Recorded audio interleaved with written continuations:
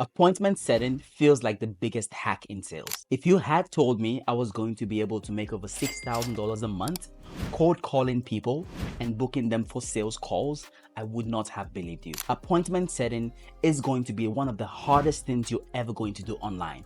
But in my opinion, it is the fastest way to guarantee you can make money online and never be out of a job. I have come across a lot of online businesses, and not all online businesses need closers, mainly because for most companies, the founders of the companies are the main closers. They are perfect at pitching their own products and collecting the money from prospects. However, every single business I have come across needs an appointment setter who can talk to a prospect, get them excited for that sales call, and possibly even close that prospect on that call. Even AI is not going to take over appointment setting anytime soon. I have seen AI agencies going out hiring human appointment setters rather than opting for the AI voice agents we all have learned to deal with today. My aim with sharing these lessons is to clear up any misconceptions you have about the remote sales industry. Also, so you know what you're choosing to embrace when you decide to be an appointment setter. The ability to set appointments and close deals like a business owner is really the only skill you need to make money online. Everything else can be replaced. I started scaling my income when I made the decision as an appointment setter to work on my closing skills. Many years ago, when I was looking for how to make money online, trying to start Shopify stores, marketing agencies, Facebook ads, all this nonsense out there. And then luckily at some point I was able to land an appointment setting gig. And that's when everything else clicked for me. I got lucky to be hired into a marketing agency, booking sales calls for them. But what I quickly noticed was that all the really good agencies out there were not great because of technical skills or they had better marketing. Instead, it was because they were closing deals and having money come through the door. These agencies knew how to prospect, find a problem, solve a problem, and most importantly, collect the money from their clients. And then behind the scenes, all the work was being done by a third party.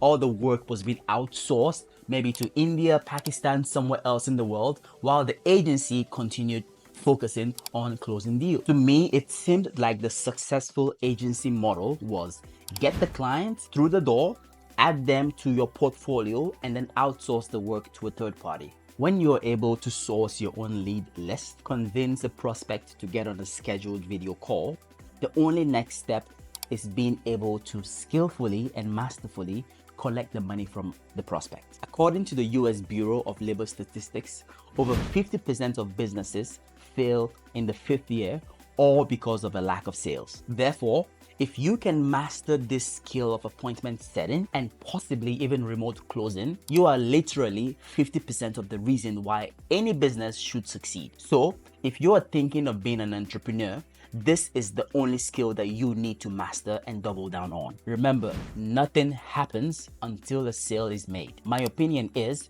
you should double down on your closing skill set and hire hungry, technical, smart people to do the work. Master selling your own product and let other smarter technical people handle the fulfillment. I don't want to paint a rosy picture about appointment setting being easy money. It's not. You can make a lot of money booking people on sales calls and possibly closing those prospects on those sales calls. However, in appointment setting, almost everyone you're speaking with doesn't want to speak with you, with the exception of maybe like 2% of people who are actually excited to speak with you. Everyone else is trying to get you off the phone and off their case. And I want you to note this because I don't want you feeling dejected when no sales are coming through or feeling stressed when you don't see the money rolling in. Nobody wants to talk to a car salesman. Car salespeople are culturally seen as liars and cheats who will do anything for a commission check. Statistics say that 87% of Americans dislike something about the process of dealing with a car salesman.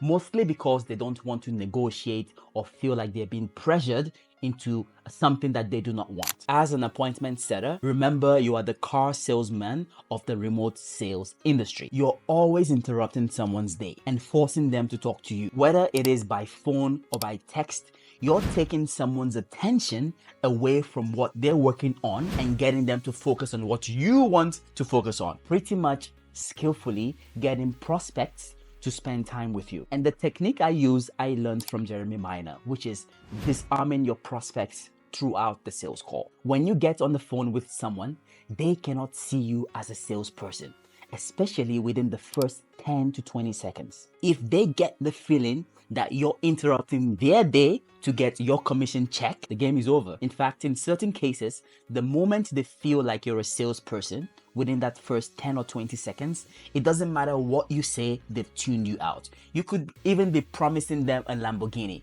They've tuned you out and they don't care. The moment the prospect gets the feeling that you might be trying to sell them, all they're thinking about is how they can skillfully get you off the phone. You're going to hear all types of excuses known to man. I've had people go through the process of booking the sales call, but the moment the call is done, they delete your number, delete that invite on the sales calendar, and block your number, knowing they were never even going to join the call in the first place. They just wanted to just get you off the phone and off their case. It's never a nice feeling, but your focus should be on improving your skill set, because in many instances, you must have said something with the wrong tone, the wrong approach, which set off sales resistance in the prospect. No matter what happens, if you're not getting the sale or booking that sales meeting, it is your fault as an appointment setter. As an appointment setter who wants to scale their income, you need to spend less time on offers that are not the right fit. I'm sure we've all had moments when we were desperate and we just chose the next opportunity that came along. It doesn't matter what it was, we said we were going to make it work. In fact, what I used to tell myself was a bird in hand was worth more than two in the tree. For many people, I teach them, get yourself into as many offers as possible, especially if you're a new appointment setter who doesn't have a strong skill set, you don't have strong closing skills, you don't have the knowledge. Get into as many opportunities as you possibly can. I say this because most businesses front facing look very good. They look very functional. But behind the scenes, it's total chaos. And you're not going to know this as somebody looking from the outside in. Until you're working in the business as an appointment setter, that's when you know, okay, there's a lot of chaotic things going on in this business. So when you're starting out as an appointment setter, do not be choosy. You need the money, you need the experience, you need the skill set. Get in there and do your best no matter what. But whenever you're ready to scale your income and make some big money, you have to be strategic about the next steps. The stats say that the average appointment setter in the US makes around $24 an hour. That's wrong. A lot of appointment setters struggle to even break that $1,000 per month milestone. Most online businesses would rather go hire a Filipino or someone in India to do their appointment setting than trying to pay someone such exorbitant amounts. Even most of you watching this video, you're struggling to break that $1,000 a month milestone as an appointment setter. But if you're ready to scale your income big as an appointment setter, there is a rule of thumb.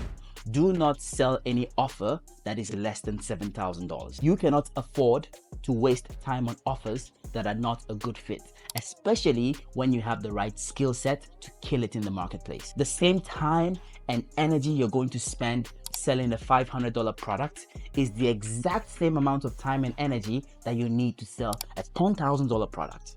So make a choice. What do you want to sell?